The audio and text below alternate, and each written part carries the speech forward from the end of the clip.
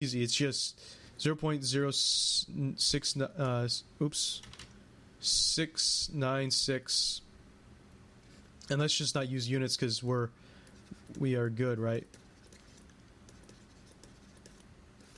Times and then we have diameter, which is 3.8 e to the minus 3, and so then that should just be, and by the way, this is going to be in meters, so just keep that in mind. So I think so. Let me just get that. So then that's going to be divided by 9.730 divided by, yeah, so this will be in meters, and so you're going to want to multiply by 1,000 wherever you get on the calculator. And so this is going to be 7.5 millimeters. That's roughly. And so clearly that's C, and we get the right answer. So let's move on. So chapter 7, now we're moving on to fluid statics. In some way, earlier what I just derived for you is a fluid statics problem, but it's more of a basic statics problem because the fluid statics problem has more to do with how multiple pressure is influencing one point. So let's keep moving. So it says the pressure field in a static liquid, and then you have what that is, and so that's pretty obvious, right? Because all you need to know is that the absolute pressure is the atmospheric pressure plus gauge pressure reading, and then it's also the atmospheric pressure minus the vacuum gauge reading. So vacuum gauge pressure reading is somewhat important because sometimes you'll be asked this vacuum thing, and you're thinking, what the heck is that? So it just means that if the atmospheric pressure is factored in, then you have to subtract it out. So if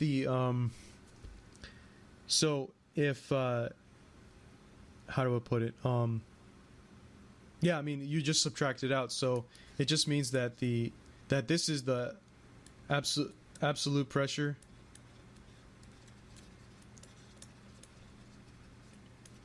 with ATM subtracted out, and you'll see that that will happen in one of the problems that we go over. So anyway, let's move on. Now for manometers, it's kind of just got this basic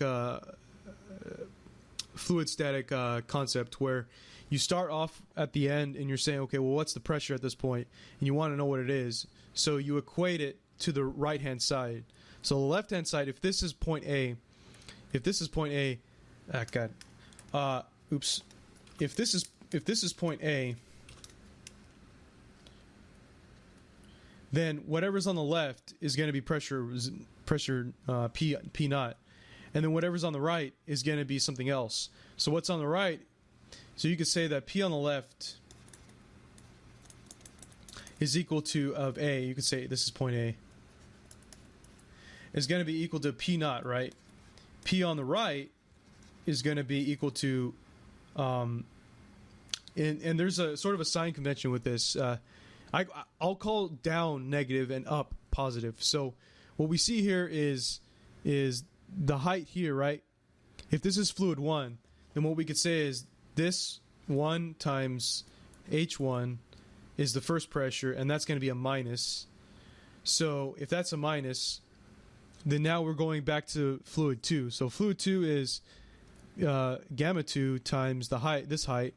But remember, this balances exactly what this is. So then the next thing you just have to worry about is just make sure that these cancel out, to where when you start beginning here, you then add to it. So you say, okay, that's just plus a gamma 2 times H2. And then at this point we see that it's that we could also factor in the atmospheric, well, but we'll just call it P2 because we don't know if it's what the pressure is above this point.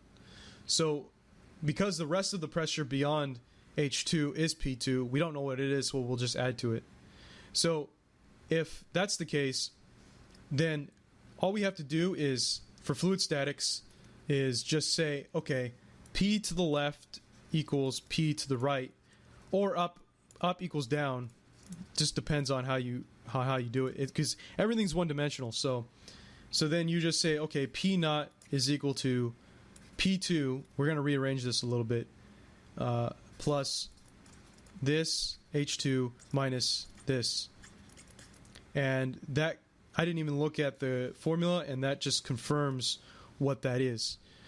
Right?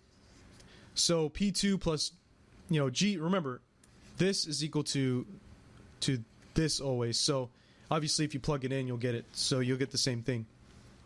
And so clearly they're the same equation, and I derived it using fluid statics. And so you're going to be doing that in general for many situations. And so I'm going to say point A. You're going to be doing that for many situations, and this is just one of them. So I figured I would introduce you to that fluid statics through that portion, through that problem. And the same thing for this. If you think of it as if point A is at this point, you can say this is point A, right? Then whatever is above is the ATM, right? So if we say this is P above or P up,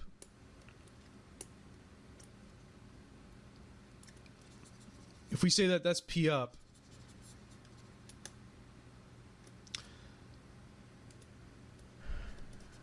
then P up would just be PATM, because it's the barometer in this case is it says specifically that it's open to the atmosphere. Then we could say that P down is just whatever is influencing this point. So if we think of it as if we're drawing an imaginary line, we go down once and then across and then up once, so that cancels, and we're essentially left with only an up for H. So we say that that's H times this, and then that's pretty much, and then you would add whatever the pressure is inside, because we don't know what that is, so plus PV. And that confirms our the equation. So let's move on to the next thing. So chapter 7, examples. And so just like I did earlier, we're going to use the same concept for this. I'm sorry if I already gave the answer, but that is the answer. But that's because I actually forgot to erase it when I was scanning it. I used these problems when I practiced for the FE. But if we use the same concept of up, down, up equals down, right equals left, then we could kind of do the same thing in this case. So if we choose point A to be here, well, point A to be here, you can say point A is there, and then point B is here. Then, and actually you don't even need point B. Why? Because you just need one pressure relationship. Then you could say at A, it's simply, in this problem, I'm not going to read it out loud, but, well, there's other information that's important, like the specific gravity of Mercury, but we'll get there. We just have to be very careful about how we write this out. But anyway, for A, we have that P to the left is going to be equal to PA, and then P to the right. Just let me get rid of that. P to the right is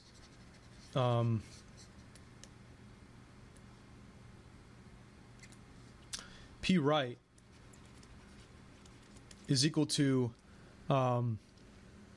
remember, this is, let's just call it H1 and H2 and all this stuff for now. It's going to be water times H1, that's going to be a minus, and then minus, it's kind of hard to see, but this is actually, I think it's just 1 meter. So because that's 1 meter, let's just call it H2 for now. But remember, this cancels, so that we're now up here, and we're at well, that's H2 times mercury, call it M for now, and then that's minus or plus glycerin times the height, which we said is 0.5, or let's just call it H3 for now. And so because of this, and then you also have, remember, the final one is PB. So because of this relationship, we can now equate the two. We can say P left is equal to P right which means that PA is equal to PB plus rho G times H3. Let's just start plugging in numbers, and then we'll worry about this when the time comes. But we say minus this times 0.125 meters, and then plus m times, clearly that's 1 minus 0.125, and so meters. So if we were to work with this, then clearly we know what PA minus PB is from algebra, right? Just subtract it on that side, and you get that it is equal to all this. So what is this? Well, let's just start plugging things in. Just remember that we're given that the specific gravity of Mercury is 13.6. So we could say this is equal to 13.6 times the water, right? And then the glycerin is going to be 1.26 times that, right? So depending upon how you feel like computing this is what we're given. So I'm not going to try to simplify it. I'm just going to compute it myself. So what I'm personally going to do is I'm personally going to move the gamma W outside so that it's 1.26 times 0.5, and then I'm going to leave that there because I know that it's just everything's going to be in terms of gamma W. Anyway, sorry for that. Basically, the answer is this, and if you compute it, basically it was just a small mistake. Obviously, you're just going to get PA minus PB. Just based on that equation, if you were to use your calculator, you do get 110 kPa. It was just a miscalculation for some reason. I don't know what was going on, but anyway, let's move on. Let me get rid of this. Let's move on. So the next problem is so yeah, I mean everything is intact. It's just making calculation errors. Anyway, let's move on to the next problem. So we see that an open water manometer is used to measure the pressure in a tank. The tank is cylindrical with hemispherical ends. The tank is half filled with 50,000 kilograms of liquid chemical that is not miscible in water. The manometer tube is filled with liquid chemical up to the water. What is most nearly the pressure in the tank relative to the atmospheric pressure? So if we think of this this question, if they say relative to the atmospheric pressure, then they're going to want to know something about the something where you're subtracting out the atmospheric pressure. So but that's less important, because what's more important is how we get P to the right and P to the left. So if we look at this, now this is kind of a hard one, but that if we were to think of this as if we wanted to know what the total unit weight was, then all we would have to do is basically, because it says what is most nearly the pressure in the tank relative to the atmospheric pressure, this is what we're solving for, right? So if we want to know what solving for, so if we want to know what we're solving for, we then obviously have to use the pressure at the right. So if we use the pressure at the right, then we're good. So what's to the right? Well, it has to do with the unit weight of the tank times the height of it, which we call H1, and that's minus, and then plus remember these cancel right here, and then we get up to this point, and we have water. If we have water all the way up here, then we could say, well, it's going to be plus the water times H2, which we'll calculate later. But then we also have PATM. But remember, they don't want us to factor that in. At this point, we have PATM, but they don't want us to factor it in, so we'll just get rid of it. So specify relative. So we're going to get rid of that. And so all we're basically doing is computing this, but we don't know what the unit weight of the tank is. So that's one thing we have to take care of. Well, what's the unit weight of the tank? It is the weight of the tank divided by the volume of the tank. So then that's simply so then that's what is that exactly? Well, we notice that the weight of the tank is given by the mass times gravity, the gravitational constant. So then that's just simply 50,000 kilograms times 9.81 meters per second squared, and then divide that by the volume, which is kind of complicated, but it's doable. So we see here that there's two hemispherical ends, right? But really, at this point where it just goes halfway, we actually have overall we only have one hemisphere, right? Can you visualize that? So as a result, we have one hemisphere, and simply, so that would be part of the volume. So that would be 1/2 of 4/3 pi, and then r is just 2, so 2 meters pi r cubed. And now this is the volume of a sphere. If you don't remember, we can go back all the way, but just trust me that this is going to be the volume of the sphere. Anyway, and then we have to add that, and remember it's a hemisphere, so it's overall a hemisphere. So we have to take half of it, the volume of a sphere, and then we have the volume of a cylinder. So the volume of a cylinder is just simply the 10 meters, but remember that it's not the 10 meters. This time we have to subtract 4 because of the radius on both ends. So this ends up being 10 minus 4, which is 6 meters.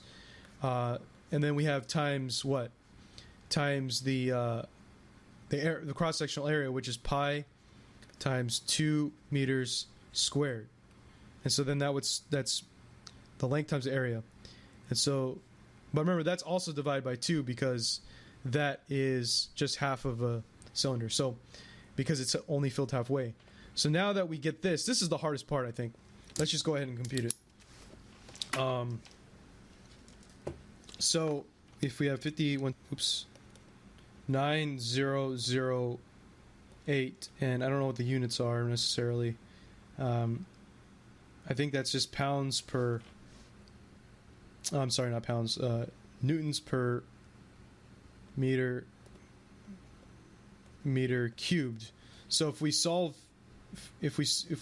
then finally solve for this, we know that's going to be equal to the p to the right is simply going to be equal to the p to the left, which is what we want, which is equal to we see if we just kind of plug everything in, we should be able to get it, and that's going to be 2026.8 PA, and then minus and then that's 3.5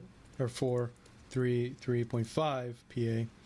And so if you subtract everything, you get 26.8.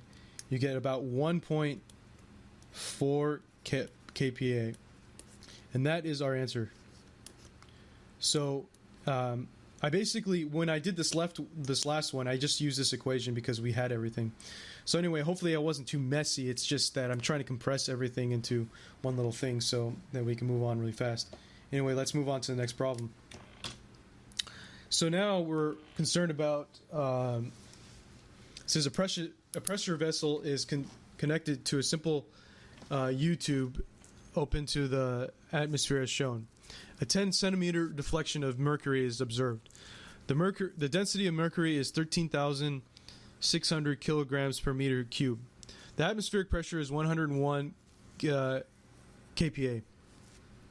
The vacuum within the vessel is most nearly... Okay, so remember what I said about vacuum pressure? The vacuum pressure, if you go back, so is basically the absolute pressure, but then you're subtracting out the atmospheric pressure.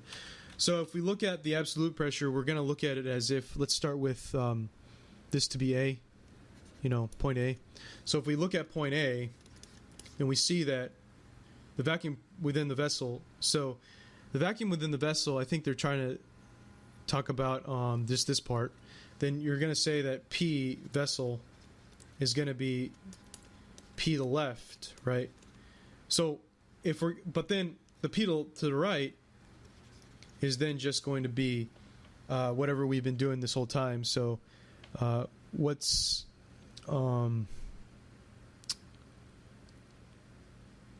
well, I think the reason why there's no height given is because the density is so small in this case. It doesn't really matter where you're at. The weight is not going to contribute. So if you generally have like open space with air, that doesn't contribute to the height. So if we go through this doesn't matter. So because it's just 0. So then now we're going through here. We have Mercury, and notice how this cancels with this, and we have 10. But then at this point we have PATM. So technically this is supposed to be minus 10 cm times the of mercury, which is equal to 13,600 times 9.81, and now we see that you basically make sure that this is going to go to meters. So then and at the end of the day the answer is going to be now you might say, well, didn't you forget the PATM? Kind of, but this, remember, we don't care because it's vessel, or it's vacuum pressure, so we take it out.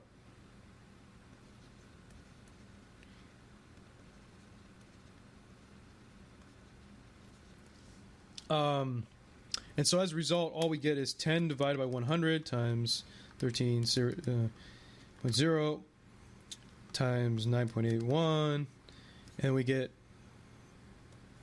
13341 PA, and that should be the answer. Otherwise, you might be tempted to think, well, it should be 101 minus 13.34, but see, they're trying, and you might think, well, it's D, but they're trying to trick you because they're trying to say, well, not necessarily trying to trick you, they're just trying to make sure that you understand what we're getting the vacuum. So we essentially don't need to factor in the atmospheric pressure. And so the answer is B. All right, thank you.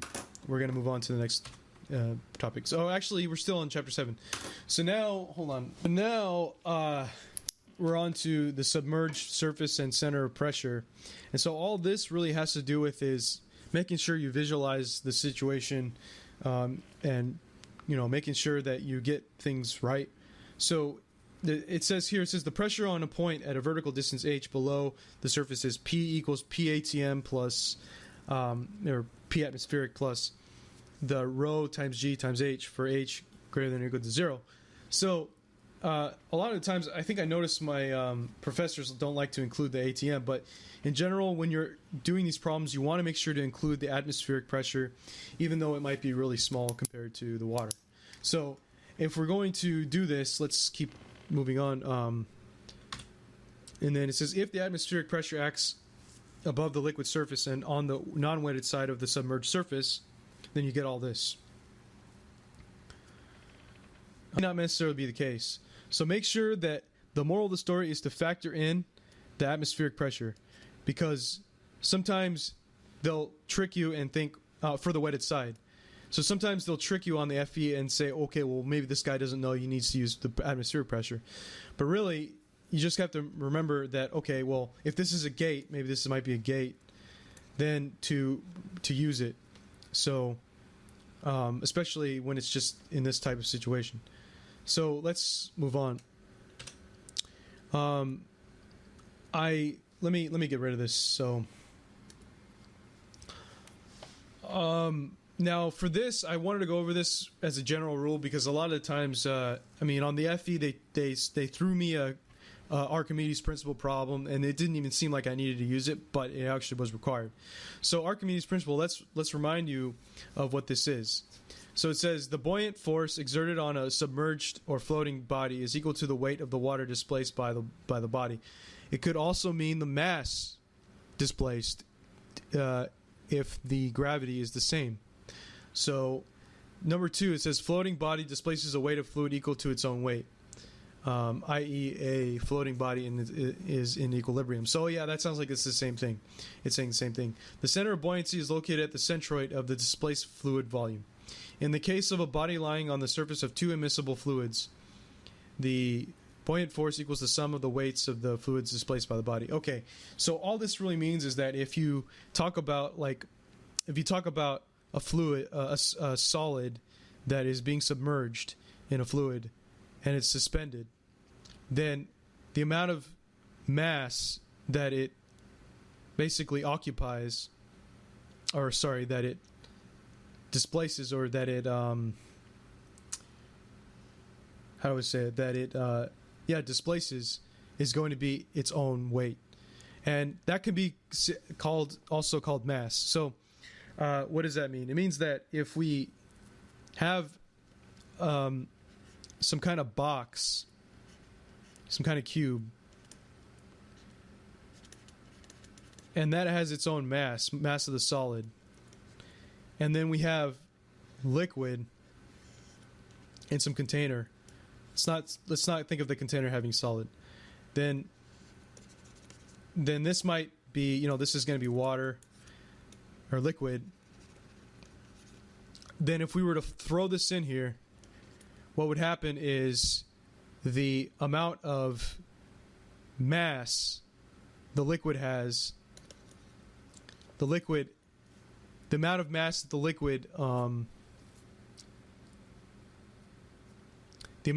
liquid would have to displace, in other words, for the mass to occupy the liquid, would be equal to the mass of the solid. So you might have a typical problem to say that you might say, well, the liquid displaces 3 kilograms of solid, or displaces 3 kilograms of itself. Then what is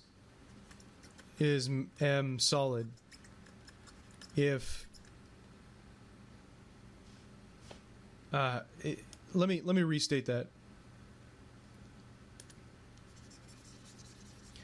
So you might say something like, hold on.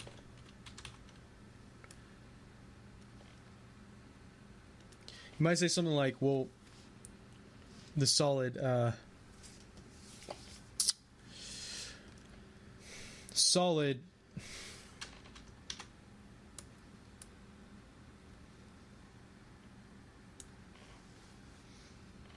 might say something like solid displaces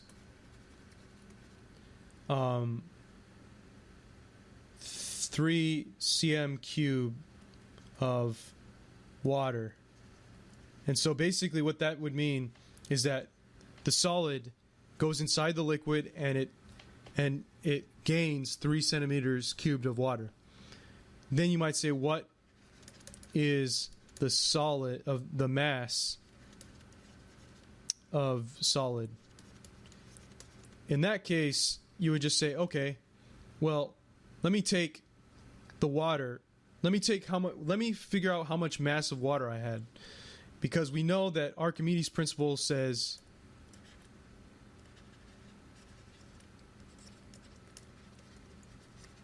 that basically, given that G is the same, then the mass of the solid would have to be equal to the mass of the liquid. So then that means that the mass of the liquid is simply, in this case, it would just be the rho times the volume, and then that's just 1,000 times 3 cm. But remember, convert this to meters cubed. So then that's just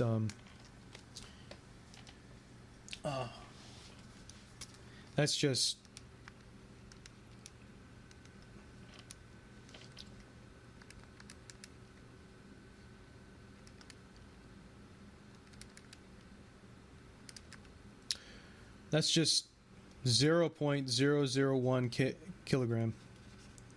And so then that would be your answer. And so let's move on. This is assuming that it's suspended, by the way.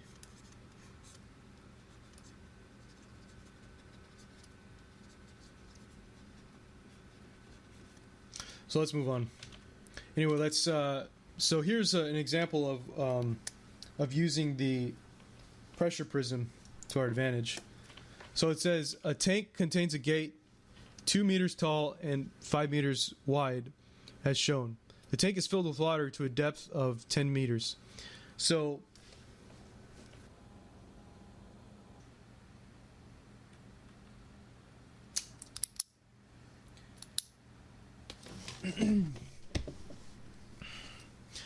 okay, so before I want to do this problem, I want to go back to the concept of a submerged gate and on the previous slide, because I did not explain it well enough, in my opinion, before this point. So what this really means, this statement here, is that it's true that on the wetted side you need to factor in the the atmospheric pressure to get the overall force, resultant force on that side. But if we're talking about the gate itself, then the pressure is going to, the atmospheric pressure contribution on the wet side is going to be exactly balanced by the in force value by the atmospheric pressure on the non-wetted side, and thus the atmospheric pressure is going to be zeroed out when you're doing the net result force for these types of problems. So if we see that the atmospheric pressure is on top and on the non-wetted side, on the top of the water surface and then on the non-wetted side, then we can go ahead and cancel them out for all practical purposes. So because it doesn't contribute to the net resultant, and it just depends on the problem, but for these problems they'll ask for the net resultant, and that is going to be the truth. So let's go ahead and do these problems. So as you can see, a tank contains a gate 2 meters tall and 5 meters wide, as shown. The tank is filled with water to a depth of 10 meters. The total force on the gate is most nearly one of these four choices. So, like I said, you do not factor in the atmospheric pressure goes away because not factored, because the contribution on both sides is equal. So if we were to think of this as a pressure prism, then what we would do is just say, okay, well, we have PATM on one side and PATM on the other side, so they're going to cancel, and because it's exposed to air. And in this case, what we have is we start with that, and then we start with another one. And remember, it has to be perpendicular. So we start with one pressure arrow and another pressure arrow. So this is essentially just this water times the times 10 meters, and then this one is this water times the gamma water times 8 meters, because the height is 2 meters. And so don't forget that. That's H equals 2 meters.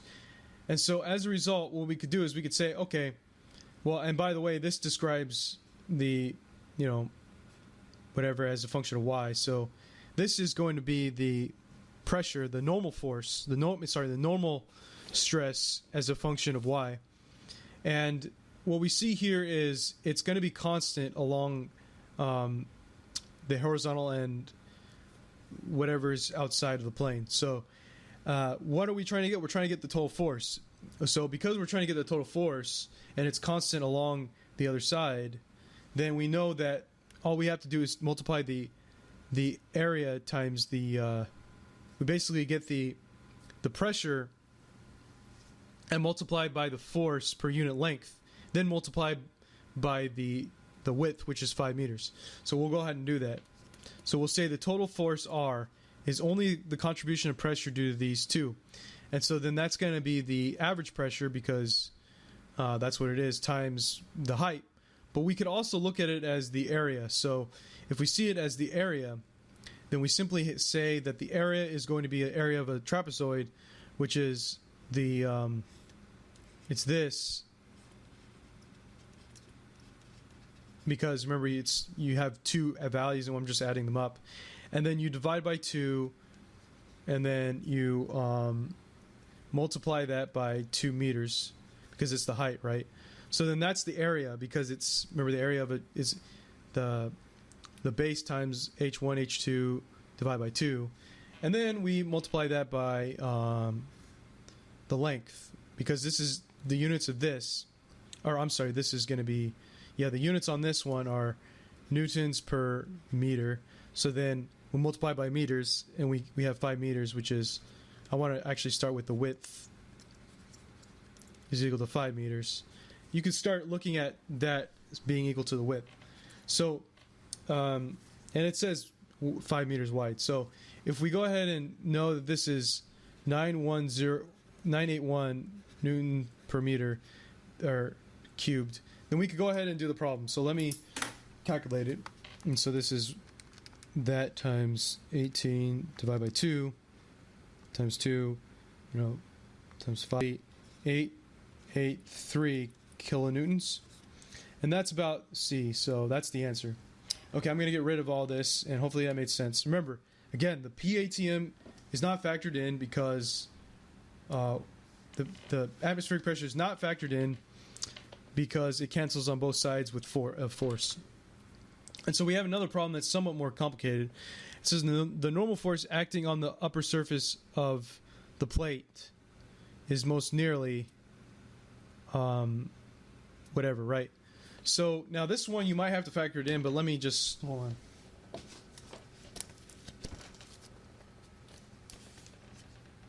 No, you do not need to factor in the atmospheric, but that's just because it's just saying like what's the normal force acting on the upper surface of a plate.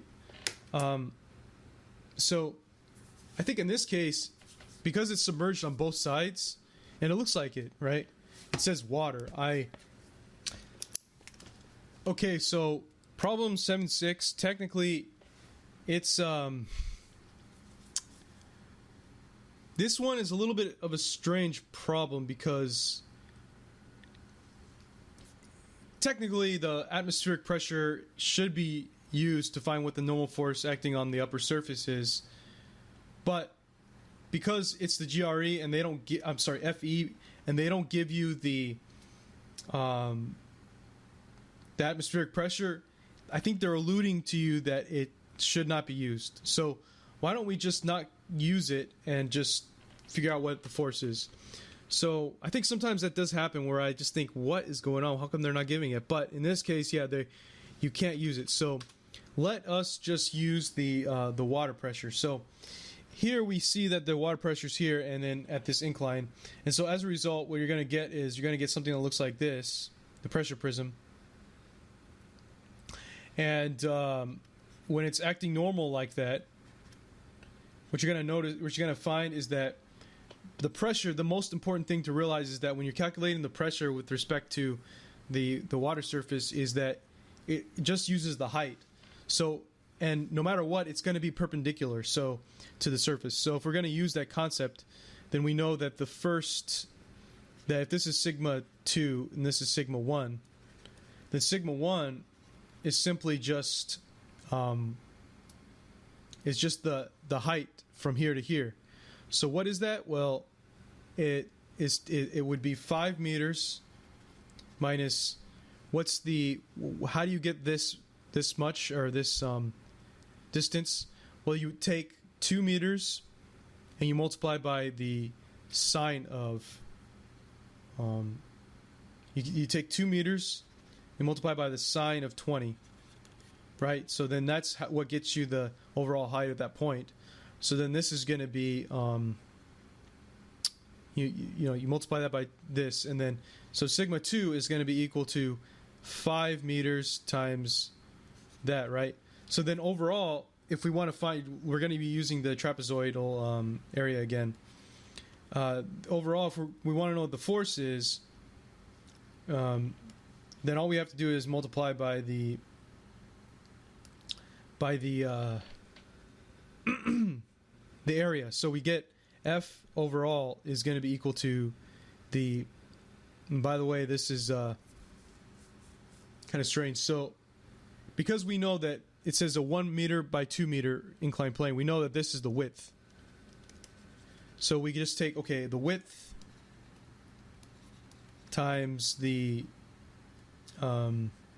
sigma 1 plus sigma 2 over 2, and then times, because it's the average, times, or the area of a trapezoid, times the length, which is 2 meters.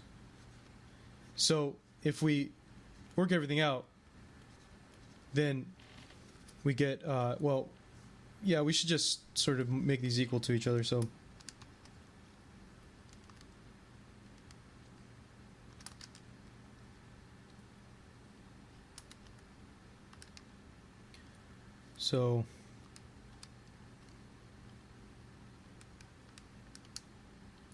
this is 0.34 kPa.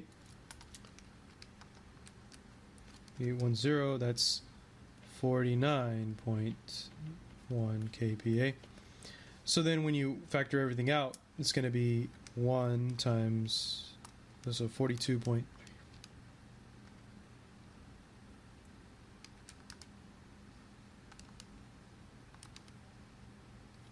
This should be about 91.44 kilonewtons. And so 91 is your answer. So that's because clearly if we just put all the numbers into the formula, you get that. So let's move on.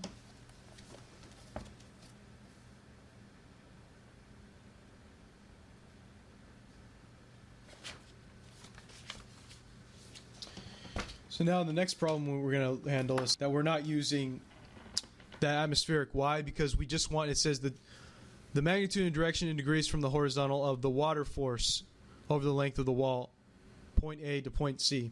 So because it's the total force, it's the water force of the water force over the length of the wall, then not only is it specifying it's the water force, but we also if they were going to ask about the resultant force, it's because it's the wall is going to be exposed on the other side to atmosphere, as well as the wetted side is exposed to that.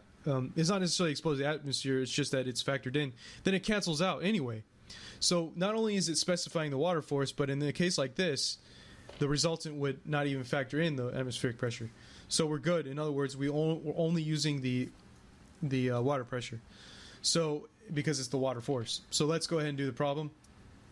Anyway, the specifications might be a little bit more challenging. So in this case, if we want to go from A to C, then we go ahead and try to figure out what that is. So one approach to doing this problem is just looking at A to C. So if we go from A to C, we see that this is A, this is C, that only part of it is supposed to be spherical. So part of it's spherical, and now this is poorly drawn because this is supposed to be straight.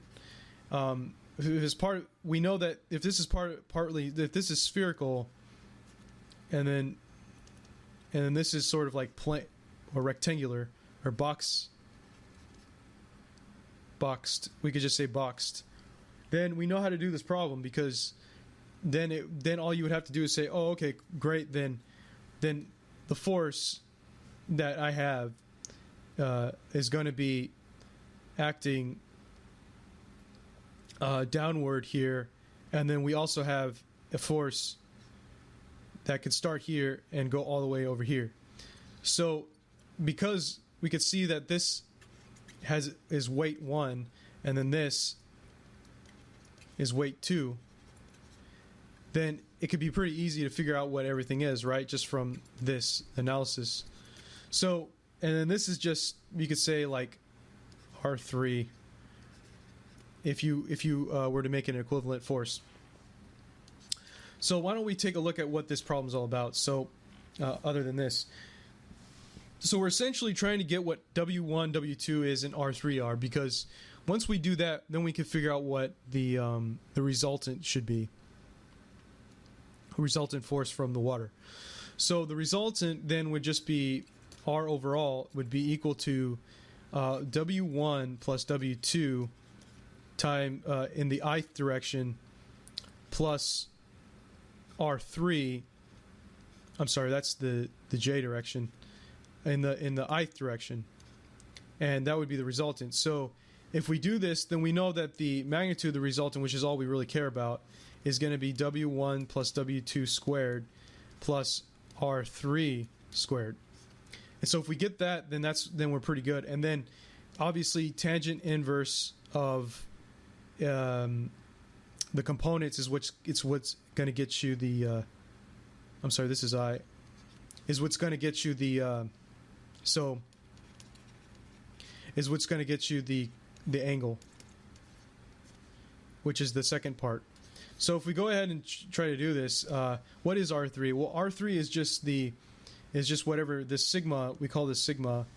Sigma is, so we can say sigma times, or divide by 2 times the height between them, which we know to be 0.6 plus 0.9, and then, that would be the unit, whatever. So then then we multiply by the width, which we are given as 0.3 meters. And so then that's just simply, oh wait, did I calculate that right? Yeah, so then that's going to be this times the height. So the height is also 0.6 plus 0.9. So if you just square that, then you get, and multiply by gamma W, then you get your answer. So 0.6 plus 0.9, square that, and divide that, and then you get 91, times 0.3. So then I end up with 3310.9 pascals, and then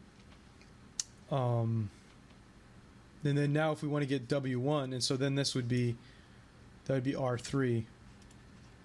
So then if you want to get, and wait a minute, no, that's newtons. So then if you want to get W1 is just the volume of a box times the unit weight of water. So then, you could technically do everything all in one swoop.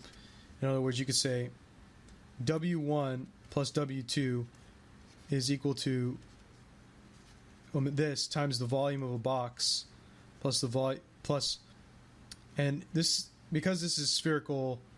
Well, this is not spherical. What am I thinking? This is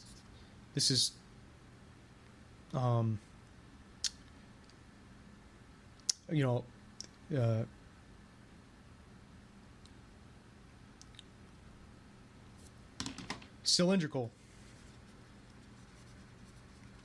So you get the V of cylinder, and then that would be divided by 4. It's hard to see, but the reason why it's divided by 4 is because, obviously you have a fourth of it. So, anyway, so the volume of a cylinder, so then that's just, this times the volume of the box, which is 0.6 times 0.9 times 0.3, and then you just add that to what is the volume of a cylinder. It's 2 pi r times, I'm sorry, not 2 pi r, pi r squared times h, right? So if we get pi times, what's r? R is 0.9 pi r squared, and then h is 0.3, and then you divide that by 4, then you get your overall weight. So then that's going to be pi. Yeah, this is a very long computation, but we're just going to have to deal with it.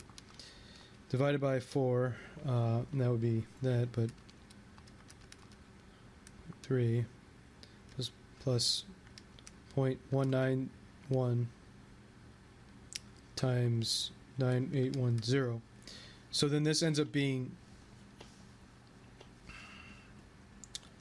3.463 newtons. And so if we go back to essentially using these, then that would just be, I'm sorry, not, that would just be, phi is going to be equal to tan inverse of 3, and then that would be 0.46 divided by 3.311, and then that's about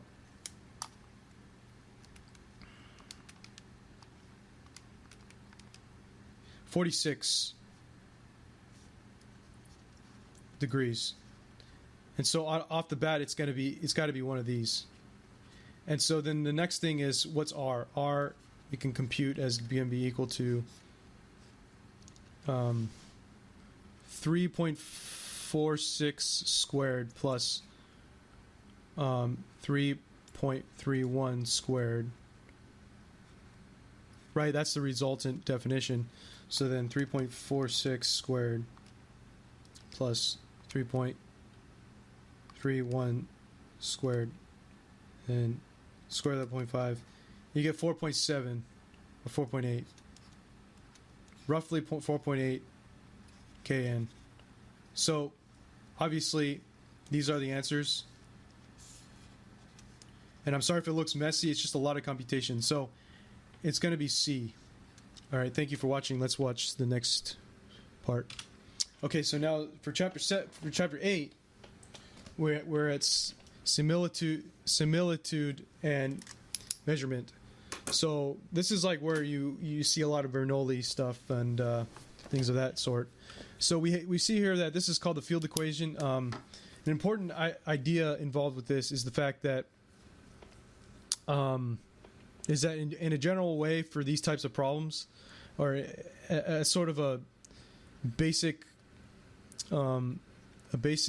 principle, and in many ways this is wrong, but it's a good thing to follow, is that water flows from high total head to low total head. Now this is technically correct, but when you factor in friction, with friction, it gets complicated.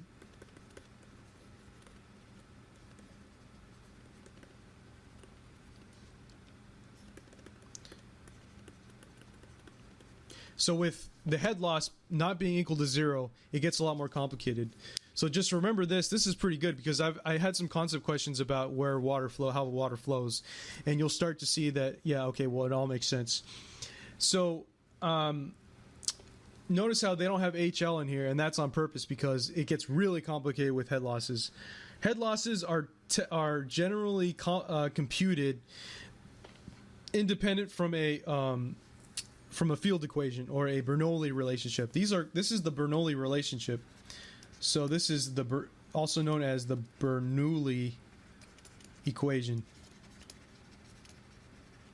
So it can get complicated when you have friction losses, and I would just emphasize the fact that it says no friction and just be happy, because it can get really pretty crazy. But the friction losses can be computed independently. So what we should also emphasize too is HL is computed independently of Bernoulli, and often has an empirical basis. In other words, the equations that are used for HL are based on precedent and whatever they see from results. Like, okay, well, what's this correlation? Like the Hayes and Williams coefficient, all this stuff. And you'll see that a little bit later if I include it in another presentation. So let's move on.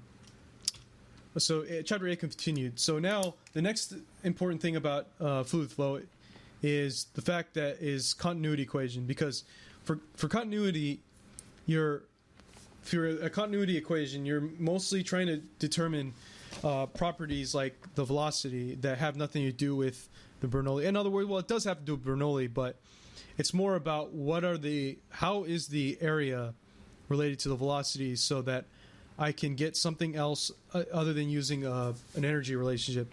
So you could also, instead you could use continuity. So in most cases, the continuity results to A1 V1 equals A2 V2. And there's a more complicated way to look at this, but we won't go into that. And it uses this very strange integral and all this very strange calculus that I wouldn't recommend you try to delve into, but you can. And but yeah, let's just move on. Anyway, what it basically says is that that everything has a particular consistency to where the change in the mass flow rate is not going to be changing itself. So that is part of the integral, and that goes to 0, and it evaluates to the continuity equation. And I'm not going to go into it, but it's very complicated, and you could look at it yourself, but we'll just move on. Anyway, if you're going to use the continuity equation, sometimes it's coupled with the Bernoulli equation, and we're going to start to see that very soon. But essentially, what the continuity equation does is it allows us to, like I was just saying earlier, to relate two areas to each other for a one-dimensional flow. So, and see how it says one-dimensional flow.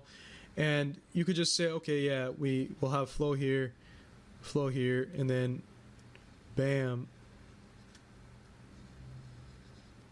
You know, I mean, it's although this is changing direction, it's still the one-dimensional.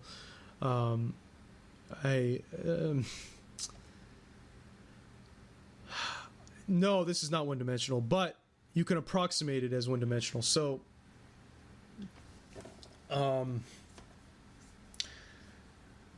yeah, anyway, I mean, if you're going to do something like this, you might have a pipe or something, and then you have two areas, right? So if this is A1 and A2, then what we would expect, based on the continuity equation, is that the velocity for A2, because it's got a bigger area, is going to be less than it is in A1. I mean, the typical thing for us to realize is like if artery is clogged,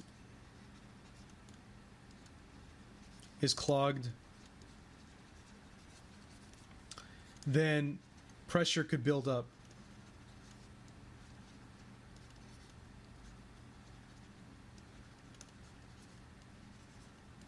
In arm. So that would be like a practical example, is like if you have an artery that's being clogged, you're like, oh God, I have my blood pressure is rising or whatever. So anyway, let's move on. It says continuity equation with Bernoulli, example 10.3. Now this is going a little bit ahead, but it's basically a direct example of chapter 8 stuff, and they should have included it in chapter 8. So why don't we do the problem? So the problem is such that you have water flowing through a converging fitting as shown, and discharges freely at the atmosphere at the exit. Flow is incompressible and friction is negligible. The gauge pressure at the inlet is most nearly whatever, right? So the way you want to look at this is, first of all, you want to know, it seems a little bit confusing, but the reason why it's confusing is because you're using two relationships. So the first relationship you want to establish is Bernoulli. So we could say Bernoulli is what? The Bernoulli relationship, if we go back, has to do with, remember, it's all the total head. So this is technically called the total head. Another way of saying Bernoulli is that the total head at one point is equal to the total head at another point. So if we're going to use a total head, we have P over gamma, plus V squared over 2G. It always has the same form. So we're going to be saying P over gamma plus V squared over 2G plus Z. So this is the elevation head. So elevation head. And so it always has to do with some kind of datum. But in this example, because if we use 2 points here, we could say point 1 and then point 2. Then for Bernoulli, we can say H tot 1 is equal to H tot 2, and thus